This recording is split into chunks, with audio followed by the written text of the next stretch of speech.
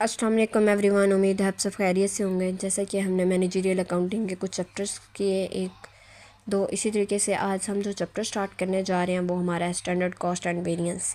अब standard cost and variance में हम क्या क्या पढ़ेंगे? हम मटेरियल को पढ़ेंगे, लेबर को पढ़ेंगे, ओवरहेड को पढ़ेंगे। ठीक है।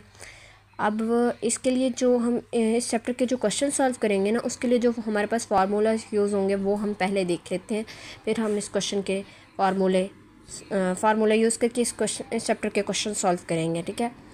अब हम करने जा रहे हैं, सबसे पहले हम मटेरियल का फार्मूला देख लेते हैं कि हमारे पास मटेरियल का फार्मूला क्या है। ठीक है।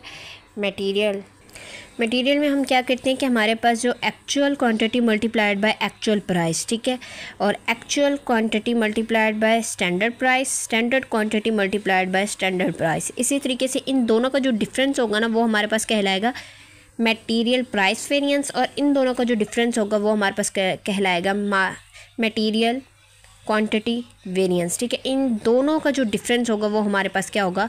Material total variance. अब इसमें अनफेवरेबल और अनफेवरेबल का हम देख लेते हैं। इन दोनों का जो होता है ना कि अगर हमारा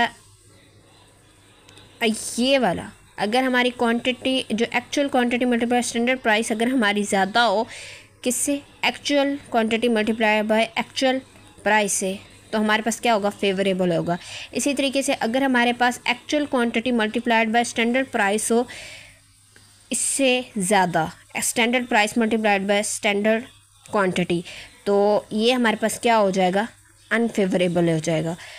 तो इन दोनों में से जो हमारे पास ये है एक्चुअल क्वांटिटी अगर हमारे पास बढ़ जाए एक्चुअल प्राइस से, तो हमारे पास क्या हो जाएगा?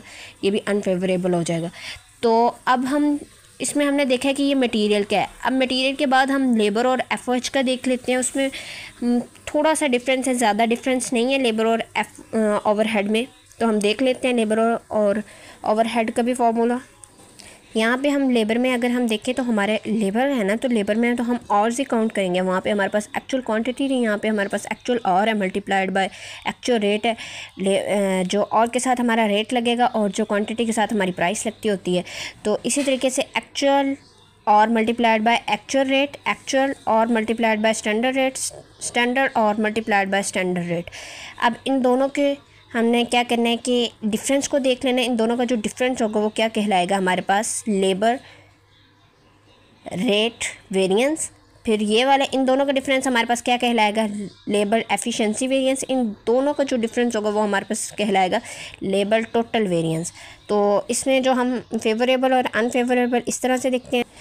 अगर हमारे जो हमारे यहाँ पे एक्चुअल और मल्टीप्लाइड बाय स्टैंडर्ड रेट और जो एक्चुअल और मल्टीप्लाइड बाय एक्चुअल रेट जो हमारे पास है ना, अगर एक्चुअल रेट जो हमारे पास बढ़ जाए, ठीक है, किससे? एक्चुअल और मल्टीप्लाइड बाय स्टैंडर्ड रेट से, तो हमारे पास ये क्या हो जाएगा? अनफेवरेबल आ जाएगा लेबर रेट वेरिएंस। और इसी तरीके से अगर हमारे पास स्टैंडर्ड और मल्टीप्लाइड बाय स्टैंडर्ड रेट और जो हमारे पास एक्चुअल और मल्टीप्लाइड बाय स्टैंडर्ड रेट में से अगर हमारे पास ये स्टैंडर्ड वाला हमारे पास हाई हो जाए, तो ये हमारे लिए क्या हो जाएगा? फेवरेबल हो जाएगा। ठीक है।